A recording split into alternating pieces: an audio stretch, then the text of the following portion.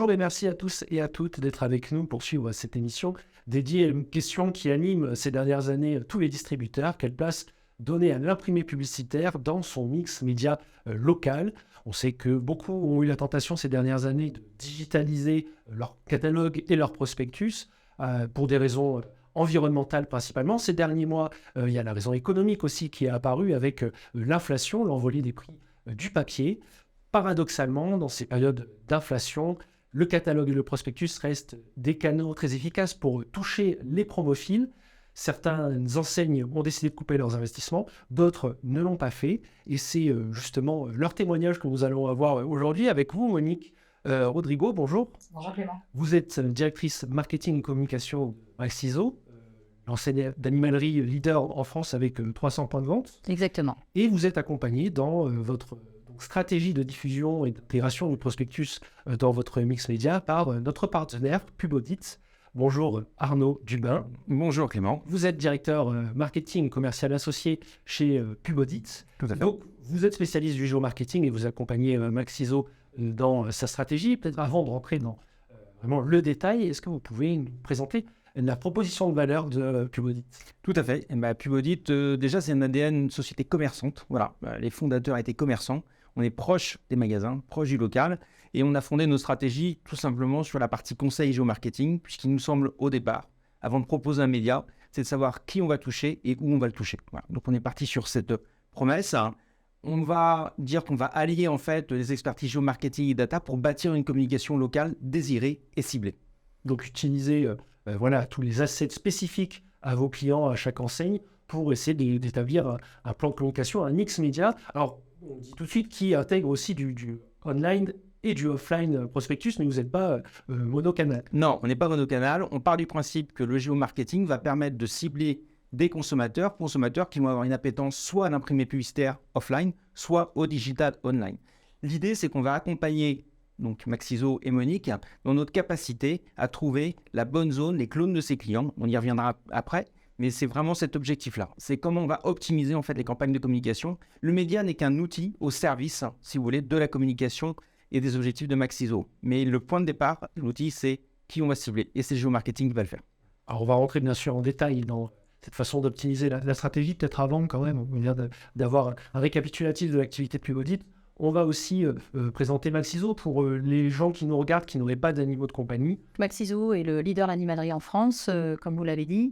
Nous avons un réseau en fait, de 300 magasins intégrés, un site e-commerce, et nous offrons en fait toute l'alimentation et les accessoires nécessaires au bien-être des animaux de compagnie, quels qu'ils soient. Nous offrons également quelques services autour de l'animal, comme par exemple la gravure de médaille ou le toilettage. Et la force de Maxiso réside essentiellement dans le conseil d'experts de ses équipes. Donc, on a 1800 collaborateurs aujourd'hui dans nos magasins qui sont formés par une académie de formation, mais qui sont avant tout des amoureux des animaux. Beaucoup nous rejoignent parce qu'ils aiment les animaux et ils aiment partager leur expertise avec nos clients. Donc, c'est vraiment notre force. Maxiso, c'est une enseigne qui n'est pas toute récente. On a 30 ans. On a été créé par un vétérinaire en Isère, à Échirolles exactement. Et on a gardé dans notre ADN, en fait, justement, le bien-être animal. Et c'est pour ça aussi que Maxiso est très actif en termes d'actions caritatives. Et on organise très régulièrement dans nos 300 points de vente des collectes de dons, de fonds pour les refuges et les associations de protection animale. Que vous dire d'autre sur Maxiso? C'est qu'on est sur un marché qui est très dynamique, qui est en croissance chaque année, qui attire de nombreux concurrents, forcément. On est sur un foyer sur deux en France aujourd'hui quand même qui possède au moins un animal de compagnie, donc un beau potentiel avec un marché qui pèse plus de 5 milliards d'euros aujourd'hui.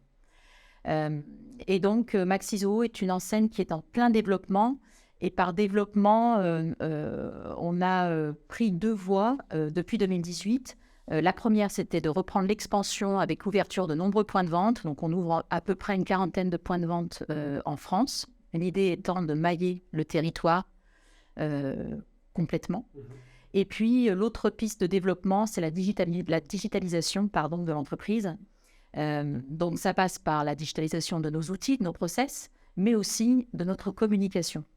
Donc, on a démarré des tests à partir de 2018 sur du tract digital ou sur des campagnes digitales ou des mix print et digital. Et c'est dans ce cadre-là qu'on a fait appel à l'expertise de Pubaudit pour nous accompagner à faire les bons choix. Voilà. Alors, on a vu, en effet, beaucoup de distributeurs finalement digitaliser leur stratégie. Alors, que ce soit dans les canaux de communication, mais aussi tout ce qui est programme de fidélité, programme relationnel, tout ce qui va permettre finalement de mieux engager plus directement, mais aussi de collecter des insights, de la data. Et c'est cette data ensuite qui est utilisée par vous, Pubaudit, pour pouvoir accompagner, optimiser les stratégies de communication de vos clients. Voilà. Bien sûr, ça ne fait pas sens finalement d'opposer ces deux univers, mais il faut constater quand même que depuis ces dernières années, le papier, donc les premiers publicitaires, les prospectus, le catalogue, a mauvaise presse, sans faire de mauvais jeu de mots, mais on a vraiment vu ce switch finalement être opéré dans les stratégies des distributeurs. Pour autant, voilà, on constate que, notamment dans des périodes de crise du pouvoir d'achat, ça reste quand même un canal qui est très utilisé, très attendu finalement par un certain nombre de foyers, pour notamment les promophiles qui ont envie de connaître ces offres. Est-ce que voilà, c'est toujours une réalité? Comment est-ce que vous intégrez finalement cette évolution aussi du marché dans votre stratégie, votre approche? Non, c'est une réalité. Déjà en préambule, en France, on aime opposer systématiquement tout. Donc on oppose le digital, on va opposer le offline, le papier. Je pense que le débat, il n'est pas là. Le débat, c'est qu'il va falloir qu'on trouve des bons mix, puisque ce qu'il va falloir, c'est toucher et multiplier les points de contact chez le consommateur. On a des consommateurs qui vont regarder une application sur leur téléphone et qui vont avoir plaisir à le faire et qui vont être, avec cette application, amenés à aller au point de vente. On a qui vont recevoir dans la boîte aux lettres l'offre complète promotionnelle de Maxiso. Il y en a d'autres qui vont garder le SMS.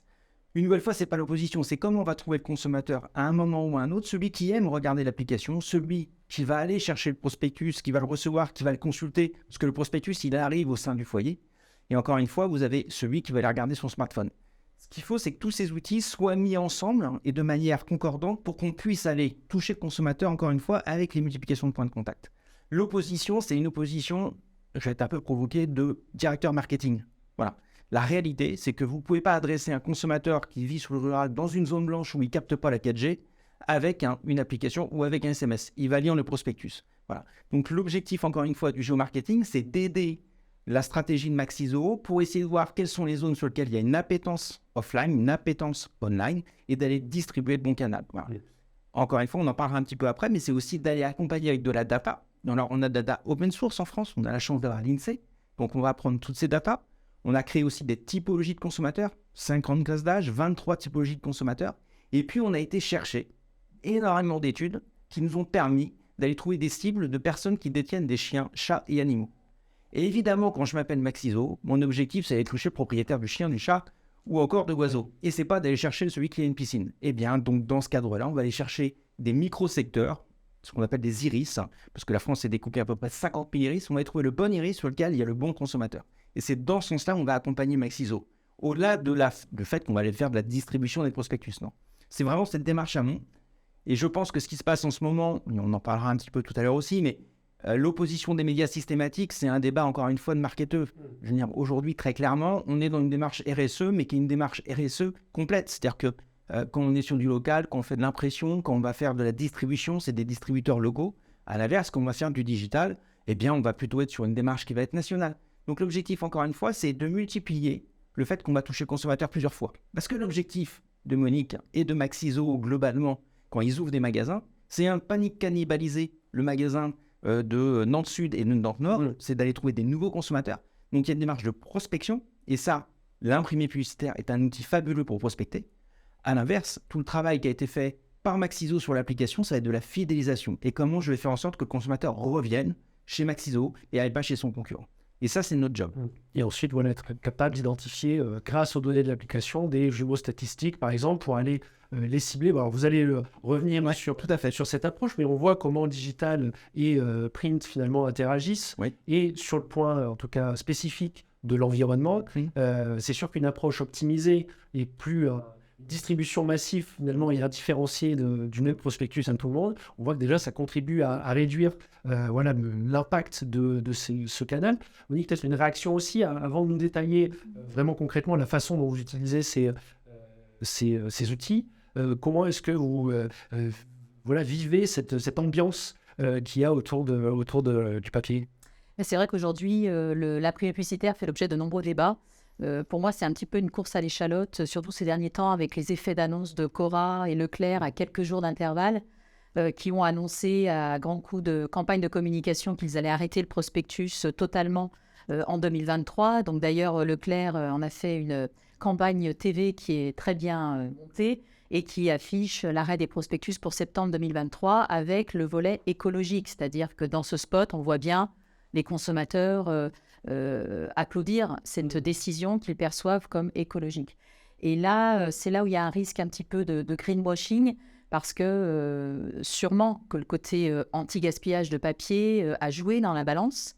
Mais si on regarde les choses de manière objective et quand on connaît un petit peu l'évolution du coût du papier, on se rend bien compte qu'il y a surtout une décision qui est prise d'un point de vue économique. La pâte à papier a beaucoup augmenté ces derniers temps et en fait le prospectus imprimé pèse de plus en plus lourd sur le budget sur les budgets marketing. Donc c'est une décision économique que certaines enseignes justifie par le volet écologique seulement. Et le risque, il est là. Le risque, il est là, puisque le consommateur, aujourd'hui, peut se rendre compte que la motivation des enseignes n'est pas uniquement écologique, mais qu'elle est aussi économique. Il y a de plus en plus d'études qui sortent sur l'impact environnemental du digital aussi. Le digital n'est pas neutre, il faut quand même le dire. L'imprimé publicitaire a mauvaise presse, comme on dit tout à l'heure, en termes d'écologie. On pense souvent qu'il est polluant ou responsable de la déforestation, mais on oublie qu'en fait, l'imprimé publicitaire est fait donc, sur du papier qui provient d'une ressource naturelle qui est le bois, que le papier, c'est donc renouvelable, recyclable plusieurs fois, que si on achète son papier en Europe, on a de fortes chances que ce soit quand même un papier qui provient de forêts durablement gérées. Vous savez, les fameux papiers PEFC ou FCS. Et donc qui prennent en compte le cycle de pousse des arbres, où des arbres sont replantés, etc. Donc en fait, l'imprimé n'est pas n'est pas mauvais pour l'environnement, je dirais. A contrario, le digital ne se voit pas, et c'est pas pour autant qu'il ne pollue pas. Et je rejoins Arnaud lorsqu'il disait qu'on a souvent tendance à opposer les deux. Mais je pense que la clé se trouve dans le bon équilibre des deux, le bon dosage des deux, pour éviter de gaspiller du papier. Ça ne sert à rien de distribuer dans des zones qui sont trop lointaines ou des zones où vous n'avez pas de clients potentiels. Mais voilà, je pense qu'il faut vraiment s'aider de la data pour faire des choix éclairés, trouver le bon dosage, optimiser ses budgets et améliorer les performances de ses campagnes, ce qui est arrivé à Maxiso à partir du moment où nous avons en effet appuyé nos décisions sur de la donnée géomarketing. Donc finalement, la conjoncture aussi est un bon prétexte pour ces acteurs finalement qui... Je pense qu'ils surfent. Je pense qu'il y a beaucoup d'enseignes qui aujourd'hui surfent sur la mauvaise image du papier en général. Et le problème étant du coup de potentiellement voir aussi les performances de ce canal s'effriter, potentiellement, alors peut-être juste pour continuer aussi dans ce point un petit peu de conjoncture, qu'en est-il finalement du prix du papier? Quelles sont les tendances? On sait que c'est très lié bien sûr à la guerre en Ukraine, la hausse des prix de l'électricité qui a joué. Le paiement, il a augmenté de 40% entre avril 2019 et avril 2022, on va dire. Donc 40%, donc lié en grande partie à la guerre de l'Ukraine, l'approvisionnement et le Covid. Hein. Faut pas tous oublier qu'on sort d'une période de 2 ans qui est entre parenthèses, on a mis entre parenthèses. Donc ça, c'est un élément important. Autre élément important, c'est que l'essor du e-commerce a favorisé l'essor du carton. Et donc, des gens qui fabriquaient du papier, des industriels du papier, ont changé leur machine pour non plus faire du papier, mais faire du carton ondulé. Il y a un autre phénomène aussi, c'est que la loi aujourd'hui écologie a mis en place, va favoriser le fait qu'on doit enlever le plastique et les emballages plastiques, et donc on va les remplacer par des cartons. Notamment, toute l'industrie agroalimentaire est en train de changer son emballage pour aller sur du carton. Donc tout ce phénomène fait que le papier a prix augmenté et qu'il y a un parc machine qui est beaucoup moindre que celui qu'il y avait auparavant. Donc il y a évidemment un problème structurel et conjoncturel. Conjoncturel dû à la guerre en Ukraine, structurel puisque le marché est en train d'évoluer vers la fabrication de carton. Voilà. On voit aussi en parallèle que le e-commerce va moins bien qu'en 2020. Voilà, on voit qu'il y a une baisse. Je ne sais pas si vous avez vu la presse, mais Amazon est en train de licencier. On a des sites e-commerce qui sont en liquidation aujourd'hui. Je parle notamment à Augarden. Voilà. Donc on voit qu'on a une économie qui s'effrite, qui était, on va dire, en très bonne forme pendant le Covid parce qu'on pouvait simplement pas se rendre dans les magasins. On verra d'ailleurs, on en parlera sans doute aussi tout à l'heure et sans doute sur un prochain webinaire, c'est que le magasin, il est adoré des Français, que le retail, il a repris ses lettres de noblesse. Et je pense que le papier, là aussi encore pour revenir sur ce sujet-là, a une vraie, aujourd'hui, légitimité dans la plan de communication. Et puis, point important, enfin vous l'avez dit aussi à mettre en avant, c'est toutes ces filières aussi, donc que ce soit pression, mais aussi de distribution, qui représentent des emplois. Donc c'est un sujet RSE qu'il faut prendre dans sa globalité peut-être. On peut enfin découvrir aussi comment est-ce que vous l'intégrez du coup cet imprimé publicitaire dans votre stratégie. Qu'est-ce que ça pèse finalement et quels sont les objectifs que vous cherchez à atteindre au travers de ces imprimés? Alors, l'imprimé publicitaire reste chez Maxiso un pilier de notre plan d'action commerciale. Il l'a toujours été et aujourd'hui, il continue de faire ses preuves. Pour vous donner un ordre d'idée, aujourd'hui, il pèse à peu près 37% des coûts marketing de l'enseigne sur l'année. Et sur ces 37%, vous avez 30% sur l'imprimé papier et 7% sur des canaux digitaux pour diffuser justement nos promotions, etc. Donc on le voit déjà par la somme que l'on alloue à l'imprimé publicitaire, ça reste vraiment un canal très important. Néanmoins, cette part du budget a quand même été réduite grâce justement à l'appui de Pubaudit et aux études de géomarketing. Nous avons fait appel en fait au géomarketing pour affiner le profil de nos clients et prospects, pour sélectionner les secteurs à plus fort potentiel et puis pour trouver le bon mix print et digital.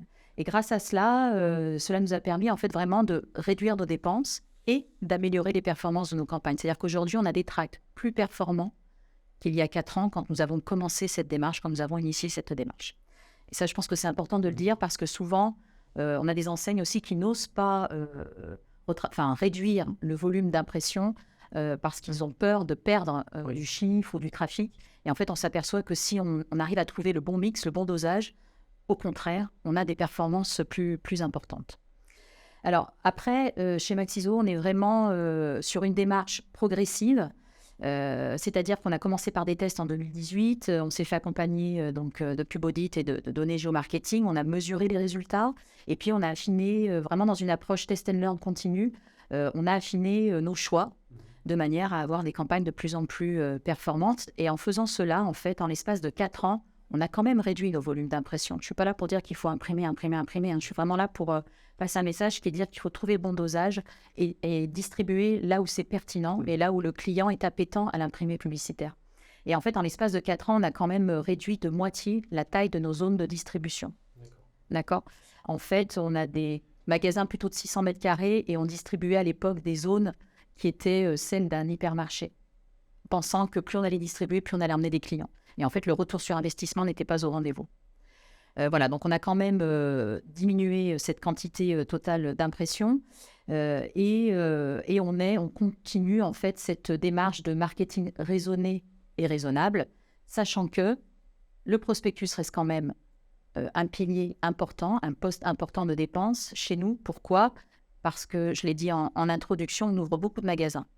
Et quand vous ouvrez un nouveau point de vente, le prospectus papier, la distribution en boîte aux lettres reste quand même, pour le moment, le média le plus efficace pour gagner des parts de marché. Quand vous n'avez pas de notoriété en local, en tout cas, c'est les tests que nous avons fait nous, lorsque nous avons ouvert des points de vente uniquement avec du digital, on a eu beaucoup moins de trafic en magasin et la prise de marché a été plus lente.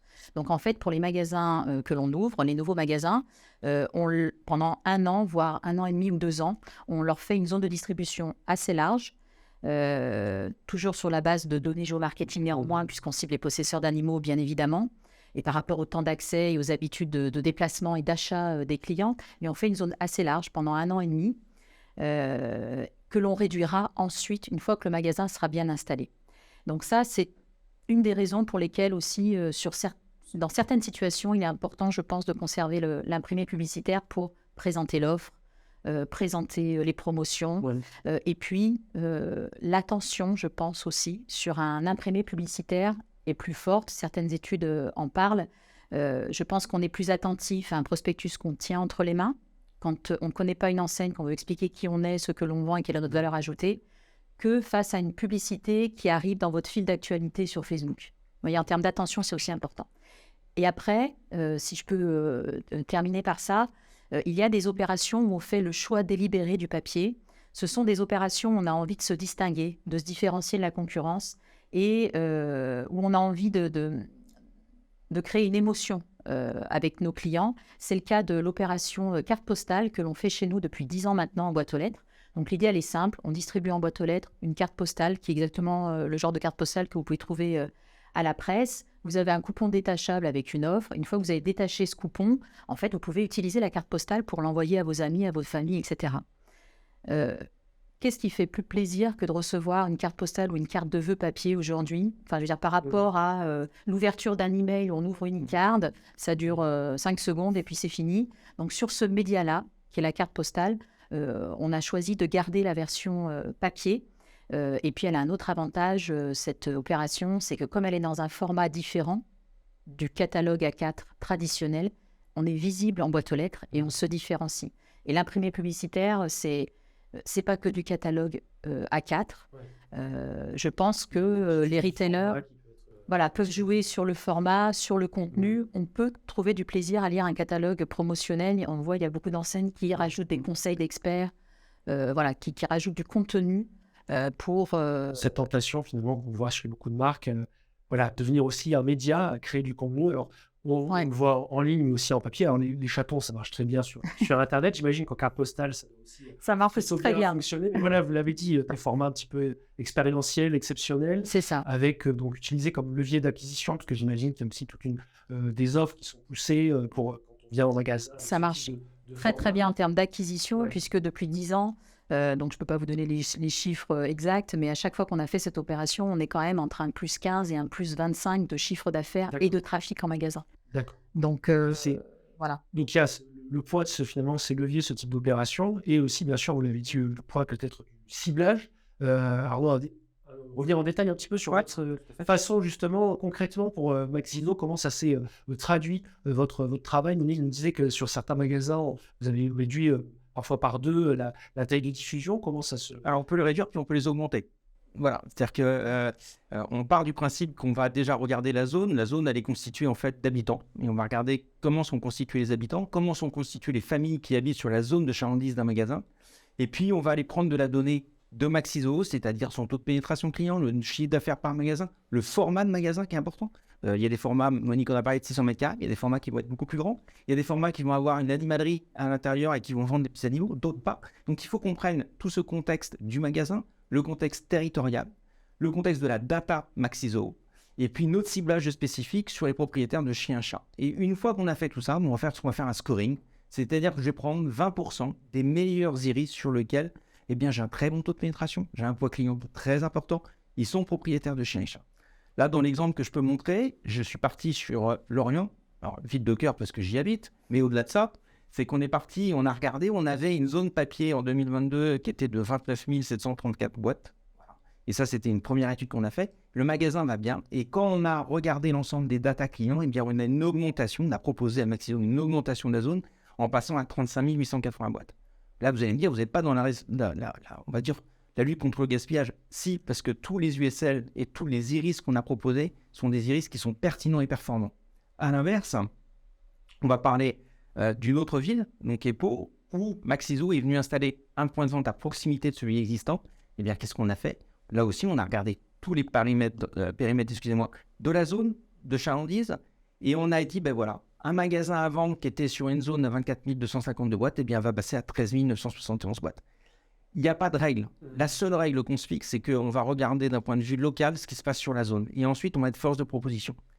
D'autant plus avec un réseau qui grandit tous les ans. Donc, vous avez aussi une analyse des flux, c'est-à-dire que d'une ville, en Nantes, quand vous avez un fleuve, ou Lyon, j'aurais pu prendre, quand vous avez un fleuve, c'est ce qu'on appelle des barrières naturelles.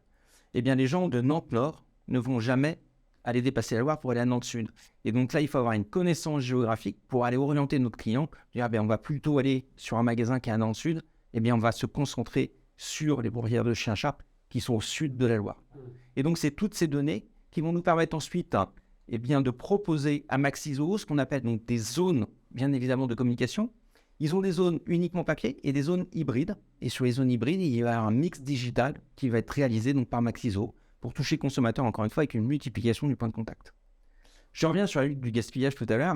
Ce qui est intéressant, c'est de voir qu'aujourd'hui, la grande distribution fait haro sur le prospectus en disant « j'arrête ». Dernièrement, j'ai reçu 4 Leclerc prospectus dans ma boîte à lettres le même jour. Voilà.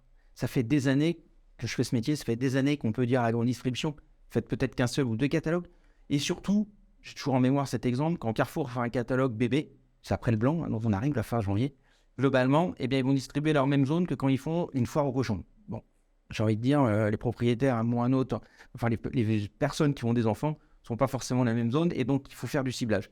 Et c'est là où on se bat, et c'est là où c'est important que les jeux marketing interviennent, c'est que c'est une arme pour être contre le gaspillage. Et c'est toute cette démarche qui a été faite par Maxiso maintenant depuis 5-6 ans, et qui aujourd'hui paye. Voilà, et ça, c'est important.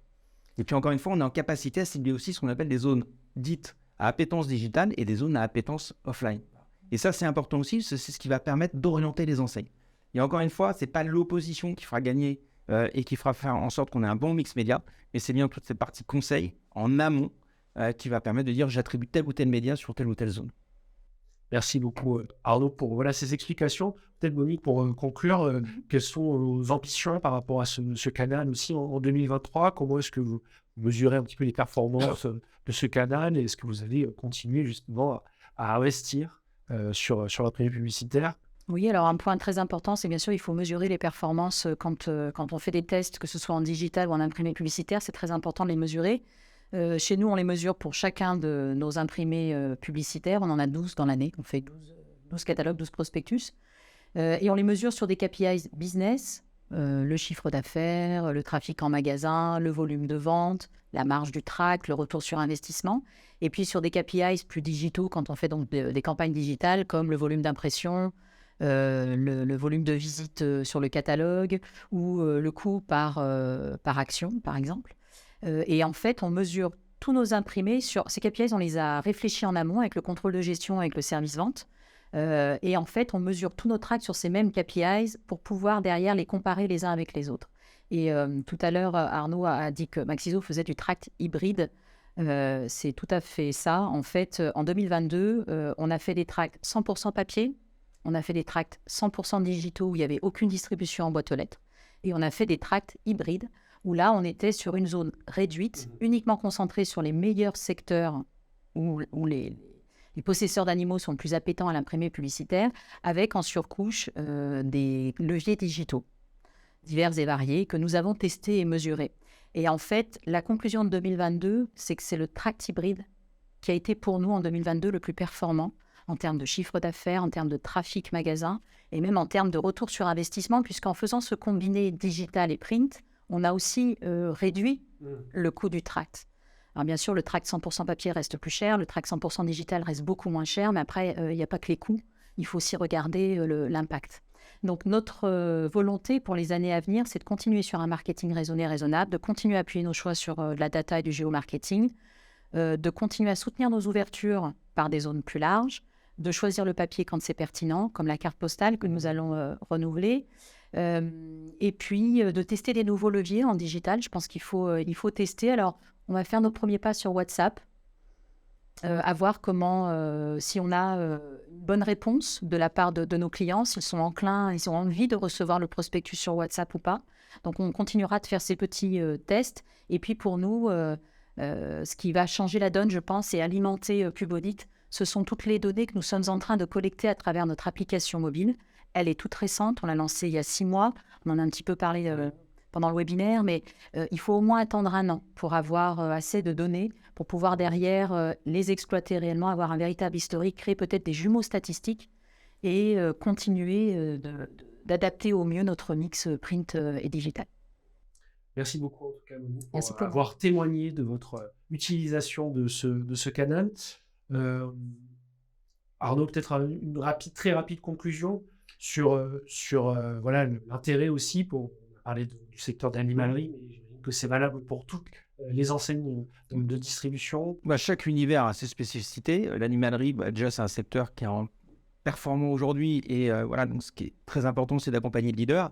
On travaille bien évidemment dans d'autres secteurs. J'ai parlé tout à l'heure de la piscine, ciblage piscine, c'est qu'on accompagne un acteur qui s'appelle Éric Jardin. Et bien évidemment, on a créé là aussi une couche spécifique pour aller chercher les propriétaires de piscines. Parler de clone, je trouve que le clone, c'est intéressant. Alors, on n'est pas dans Star Wars, mais aller trouver le clone de mes clients, c'est là aussi, c'est la finalité du géomarketing. On va accompagner aussi beaucoup d'enseignes du discount qui sont plutôt assez généralistes, Centracor, Stocomanie, qui là aussi ont besoin à un moment ou à un autre d'avoir une communication entre guillemets, un peu moins napalm, mais beaucoup plus ciblé. Et puis, on accompagne aussi des enseignes dans le meuble. Là encore, ils ont, par rapport à la segmentation, par rapport à leur typologie de produits, mais on ne va pas aller toucher les mêmes consommateurs. Donc, le but de Publilead, voilà, c'est d'accompagner tous ces marchés-là, tous ces univers. C'est aussi, et on le verra bientôt, on a réalisé une étude avec Tuluna Harris Interactive qui va permettre de mettre en lumière ce que le consommateur veut. Là, ça va être important. On pourra en reparler, Clément. Pourquoi c'est important? C'est qu'on parle beaucoup entre nous, entre professionnels, mais ce qui reste le plus important et ceux qui vont en magasin, c'est le consommateur. Donc écoutez le consommateur sur quels sont ses usages qu'il va faire de WhatsApp, quel est l'usage qu'il va avoir par rapport à un imprimé publicitaire. Et là, on aura des révélations à faire prochainement. Super, merci beaucoup en tout cas Arnaud, merci encore Monique. Merci Clément. J'espère que voilà, vous allez trouver intéressant le contenu de cette émission et si c'est le cas, je vous invite à suivre bien sûr voilà, notre actualité, parce qu'il y aura une deuxième émission pour justement restituer les résultats de cette étude Tuluna Harris Interactive qui va vraiment questionner finalement l'appétence, l'utilité que le grand public, les consommateurs trouvent dans ces formats publicitaires, avec là aussi des témoignages de certains de vos clients. Merci beaucoup, je vous souhaite une très bonne journée et à bientôt.